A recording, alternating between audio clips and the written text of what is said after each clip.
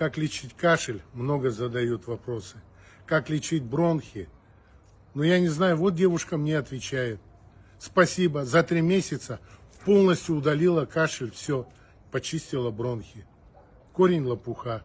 Дозировка одна. Корень лопуха, как я уже сколько раз говорил, на 2 стакана кипятка, 1 столовую ложку корня. Кипяток высыпали, поставили на плитку, 10 минут прокипятили, отставили, в 8 часов отстояло, по полстакана 3 раза в день. Кто хочет, тот лечится. Лечитесь, мои хорошие. Будьте здоровы.